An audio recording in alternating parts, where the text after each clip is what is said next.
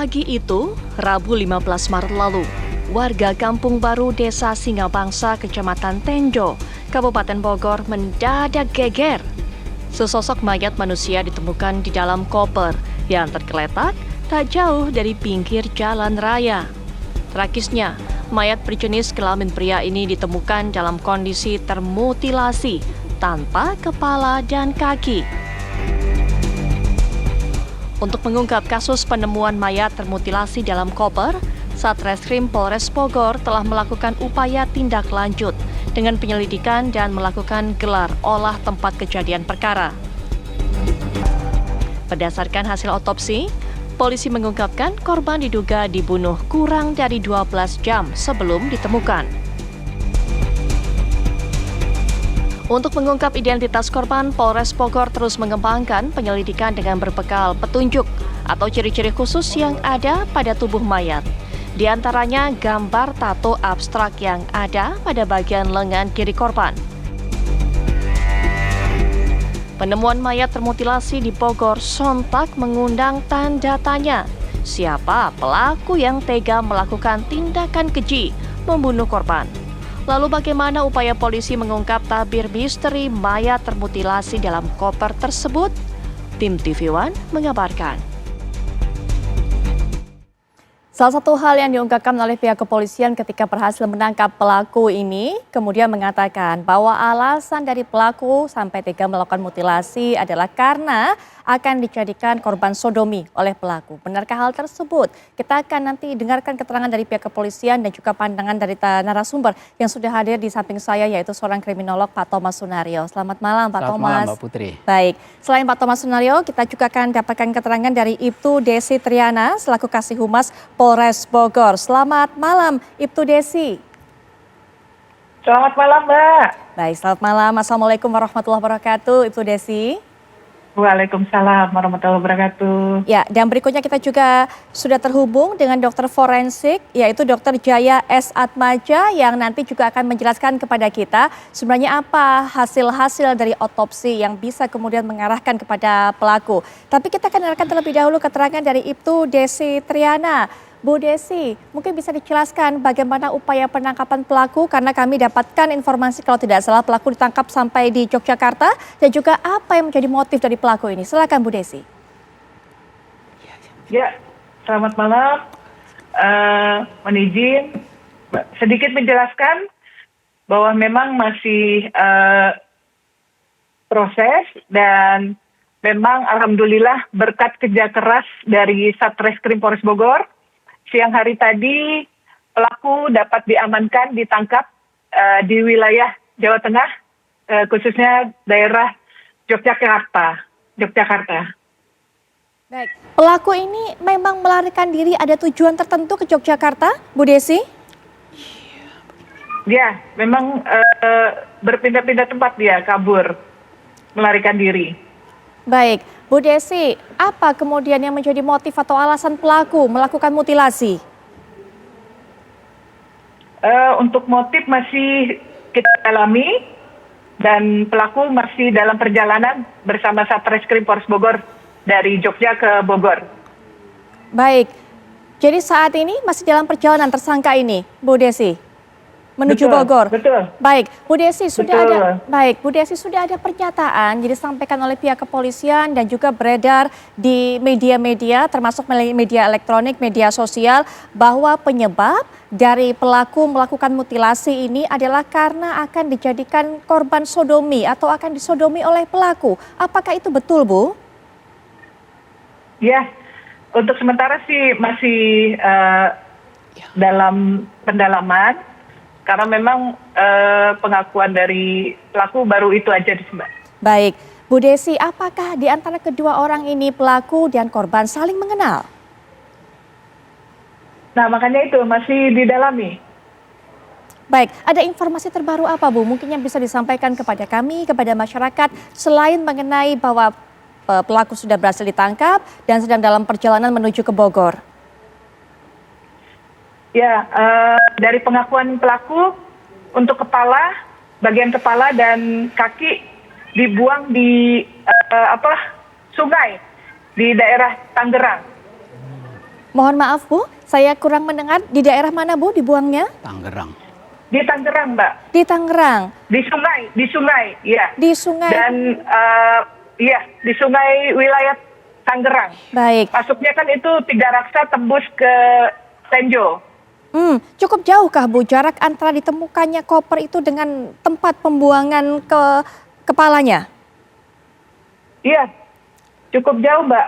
Karena memang saat ini pencarian dari anggota kita bersama Polsek Tenjo sedang berupaya mencari. Kebetulan aliran sungainya ini sangat deras. Jadi masih agak kesulitan anggota mencari, masih di lapangan, Mbak. Sampai dengan saat ini. Baik, kita nanti akan dapatkan pendalaman kasus lagi dari Ibu Desi, tapi kita juga sudah terhubung dengan Dr. Jaya S. Atmaja selaku dokter forensik. Selamat malam, dokter. Malam, Bu. Baik, dokter, dari hasil-hasil otopsi ini, ya, dari hasil-hasil otopsi ini apa kemudian yang bisa didapatkan fakta-faktanya? Saya sih nggak otopsi, Bu. Saya cuman ngomong barangkali secara umum ya kalau pada kasus Betul. mutilasi. Pada kasus ini kan yang berita yang ada di media itu kan bahwa dia tanpa kepala dan tanpa kaki gitu ya. Ya. Terus kalau kondisi seperti itu dan kemudian ada ciri bahwa dia ada tatonya di lengan sebelah kiri. Nah biasanya kalau dokter forensik kalau periksa itu yang utamanya itu pertama itu dia harus memastikan identitas, Bu. Yang satu, yang kedua itu baru mencari sebab mati. Sebab mati dan kemudian pemotongannya itu dilakukan sebelum masih hidup atau sudah meninggal begitu, Bu. Baik, ini juga dikatakan dari hasil otopsi adalah pembunuhan ini terjadi 12 jam kira-kira sebelum ditemukannya koper tersebut. Mungkin dokter juga bisa berikan pandangan dengan data-data seperti ini bagaimana sebenarnya kondisinya dari korban itu? Jadi kalau dari segi forensik sih kalau di bawah 12 jam itu biasanya kondisinya masih bagus. Jadi untuk identifikasi itu sebenarnya tidak begitu ada kesulitan. Jadi yang perlu dilakukan dokter pertama ya adalah pada kasus ini adalah dia mencari ciri-ciri umum sama ciri-ciri khusus. Ciri-ciri umum itu biasanya itu adalah jenis kelamin, tinggi badan ya, berat badan, kemudian terus umur begitu ya. Jadi umurnya kan diketahui dia laki-laki, terus kemudian tinggi badan, berat badan, yang sisanya itu apa yang ada, dan kemudian beberapa ciri. Nah, karena kepala nggak ketemu itu ya terpaksa ciri-ciri dari bagian lain, misalnya ada bekas operasi atau barangkali ada tanda-tanda jaringan parut atau apa. Tapi dari situ ya, nah, identifikasi yang utama tapi tetap harus dilakukan terhadap tiga hal, Bu. Yang utama ya, selain yang umum tadi, yang utama itu adalah sidik jari. Jadi tangannya kan masih ada. Jadi artinya masih bisa diperiksa sidik jari, itu bisa dicek sama kepolisian barangkali ya.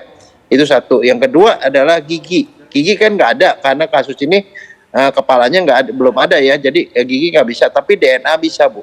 Jadi diperiksa DNA, golongan darah begitu ya. Tapi DNA kalau dari DNA juga kalau misalnya ada pembandingnya kita bisa memastikan siapa itu identitasnya, Bu. Baik, Orangnya. baik. Ya, korban juga sudah diketahui identitasnya, nanti mungkin juga bisa dijelaskan lebih lanjut oleh Bu Desi. Kemudian juga Dokter Jaya mungkin bisa menjelaskan bagaimana untuk bisa menelusuri jejak pelaku dalam jasad yang ada tersebut. Nah begini, biasanya kalau itu dilakukan penyerangan terhadap seseorang itu ya kan pasti meninggalkan bekas. Bekas yang pertama itu adalah bekas barangkali misalnya contoh ya kalau dia terlibat dalam perkelahian atau pergumulan itu biasanya ada kemungkinan di kuku-kuku jarinya itu barangkali dia sempat mencakar. Itu bisa ketemu tuh DNA atau darah dari si pelaku. Itu apalagi mungkin juga ketemu rambut atau apa begitu. Jadi ada beberapa hal dari barang-barang dari si pelaku itu bisa aja nempel ke si tersangka. Jadi itu bisa menjadi petunjuk, Bu. Baik, Pak Thomas bagaimana melihatnya? Orang ini kita masih tadi kalau kata Bu Desi masih dalam pendalaman. Apalagi pelaku ini kemudian juga masih dalam perjalanan tentunya ke Bogor untuk bisa dimintai keterangan secara resmi oleh pihak Polres Bogor. Tapi informasi ini sudah beredar bahwa kabarnya sejauh ini pelaku ini mengaku akan menjadi korban sodomi dari korban ini. Bagaimana melihatnya? Harusnya kan menyelamatkan diri, tapi ternyata masih ada waktu dia dan juga bahkan memutuskan untuk memutilasi, memotong-motong jasad dari korban. Ya, ini kan pengakuan pertama ya, Ya. jadi seorang pelaku ini ya kemungkinan dia untuk meringankan perbuatannya ya, jadi dia mempertahankan diri ya. Ya. Tapi saya kira penyidik nanti harus mendalami lebih jauh ya. Kenapa dia sampai begitu marah ya dan sampai berani memotong-motong ya? Apakah dia begitu sakit hati ya? Ada masalah ekonomi atau hutang piutang ya gitu ya. Nah itu yang pertama. Yang sering kali terjadi kalau ini tadi ada sodomi ya, dan kemungkinan ya ini masih dugaan juga ya. Ya, masih kemungkinan semuanya. Bisa saja kedua belah pihak itu homoseksual ya. Dan seorang homoseksual ya, ataupun kalau perempuan itu apa namanya lesbian, itu kalau dia kemudian pacaran ya, kalau ini homoseksual kan laki-laki pacaran dengan perempuan ya, perempuan betul, itu marahnya lebih marah dari orang yang berhubungan heterogen antar pacarannya ini ya. Dia begitu marah ya, seringkali dia akhirnya pokoknya gua bunuh lo gitu ya ini. Nah ini kita belum tahu juga apakah yang barangkali ya, ini kan dugaan yang punya pacar perempuan betul itu apakah dari si pelaku atau dari yang membunuh ya. Bisa saja sih mungkin dari yang pelaku, dia sudah lama ya barangkali, lalu dia ketemu perempuan lain, dia pacaran. Nah waktu dia mau diajak berhubungan badan ya, sodomi, dia nggak mau ya, karena mungkin dia sudah di dalam pikirannya sudah berubah. Maka timbul kemarahan juga dari si yang dipotong-potong itu. Jadi semacam ada juga pembelaan dari pelakunya ini. Tapi nanti saya kira penyidik yang harus macam-macam faktor ya, karena tidak mungkin hanya satu faktor itu orang kemudian nekat untuk membunuh. Penyidik akan mengungkap lebih jauh kasus ini apa menjadi motif pelaku begitu Pak Thomas. Tapi tadi kita dapatkan satu hal dari Pak Thomas, artinya ada kemarahan yang meluap, yang luar biasa sehingga kemudian dia memutuskan tidak hanya membunuh, menghabisi nyawa, tapi juga motong-motong. Nanti kita lanjutkan Pak Thomas, termasuk juga salah satu hal yang didapatkan oleh pihak kepolisian selain berhasil menangkap pelaku, juga berhasil mengungkap identitas korban. Siapakah korban ini dan juga apa yang dilakukan sebenarnya? Nanti kita akan dengarkan penjelasan dari Ibtu Desi, tapi setelah jeda kami segera kembali. Baik pemirsa, kita akan lanjutkan perbincangan. Kita akan juga kembali mendapatkan keterangan dari Ibtu Desi. Bu Desi, ini kan pelaku sudah berhasil terungkap identitasnya. Mungkin bisa dijelaskan kepada kami siapa sebenarnya, maksud kami korban. Siapa sebenarnya korban ini, Bu Desi? Untuk sementara datanya baru diketahui korban inisialnya RD, warga Sumatera. Warga Sumatera. Ya. Jadi artinya tinggalnya di Tangerang. Secara identitas, kartu identitas penduduknya adalah masih di Sumatera, begitu Ibu?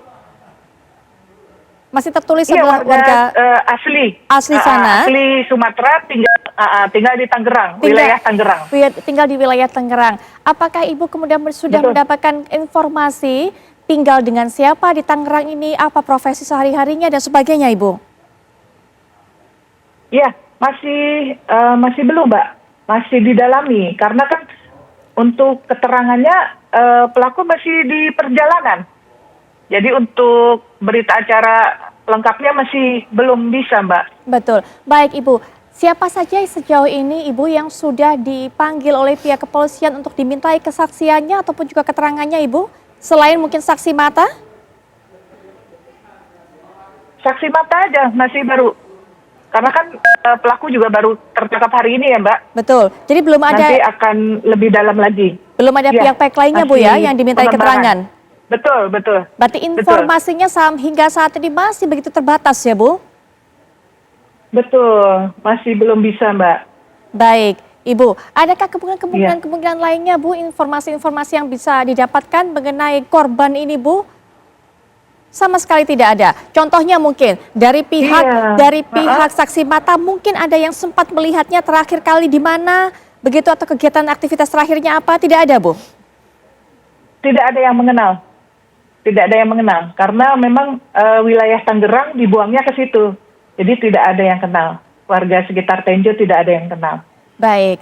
Pak Thomas, ini Ya. memang masih sangat minim data Ya. yang kita dapatkan. Selain bahwa inisial dari korban, Ya. kemudian juga tadi sudah dijelaskan bahwa korban ini merupakan warga Sumatera Utara, tapi kemudian tinggalnya di Tangerang, Ya. dan juga pelaku ini masih sedang dibawa proses perjalanan menuju Bogor untuk dimintai keterangannya. Tapi kalau tadi yang dikatakan oleh Pak Thomas bahwa mungkin, ini kita sekali lagi masih mungkin ya. pemirsa, belum ada kepastian, Ya. tapi mungkin jikalau ternyata pelaku ini homoseksual, Ya. ada kecenderungan untuk memiliki emosi yang berlebih, begitu Ya, kan? ya. Nah, adakah penyebab lainnya yang menyebabkan kemungkinan pelaku ini melakukan sampai mutilasi? Karena mutilasi ini betul-betul membutuhkan berbagai macam hal, membutuhkan tenaga contohnya, membutuhkan alat-alat, Pak Thomas, dan Ya. membutuhkan media tempat untuk bisa menyimpan potongan-potongan dari tubuh itu, Pak Thomas. Ya, ada kemungkinan memang sudah direncanakan. Ya. Tapi ada kemungkinan juga ya saat itu ada pembunuhan, lalu dia bingung, ya gimana gitu ya. Lalu mungkin kan sekarang sudah banyak beredar tentang mutilasi ya. Dia barangkali terinspirasi itu lalu dipotong-potong, dimasukkan ke dalam tadi ya tas atau apa yang merah tadi ya. Nah, cuma menarik juga, apakah ini karena barangkali dia disodomi lalu melawan ya? Apakah terjadi perkelahian? Tapi ini sulit seorang dokter untuk membuktikan karena sudah terpotong-potong tubuhnya, ya gitu. Nah ini ya, dan barangkali ya ini mohon maaf ya, kalau dia begitu kenal dan bagiannya itu, apakah kemaluannya itu dihilangkan apa enggak? Nah ini salah satu, kalau dia marah sekali ya, di kemaluannya laki-laki itu dipotong yang ini. Untuk menunjukkan kemarahan dia gitu. Baik, ya, ini mungkin bisa sebelum melangkah lebih jauh Pak Thomas, mungkin kita bisa tanya dengan Ibu Desi. Bu Desi, selain bagian kepala yang hilang dan bagian kaki, adakah bagian dari tubuh lainnya Bu yang tidak ada? Alhamdulillah masih utuh. Alat kelaminnya masih utuh, Pak. Baik Bu Desi, adakah hasil-hasil lain dari hasil otopsi yang bisa diinformasikan juga Bu? Contohnya mungkin ada jejak-jejak perkelahian dari keduanya atau seperti apa? Hanya potongan aja sih. Ya, hasil otopsi juga potongan-potongan dari mulai leher, tangan, dan bagian bawah ya.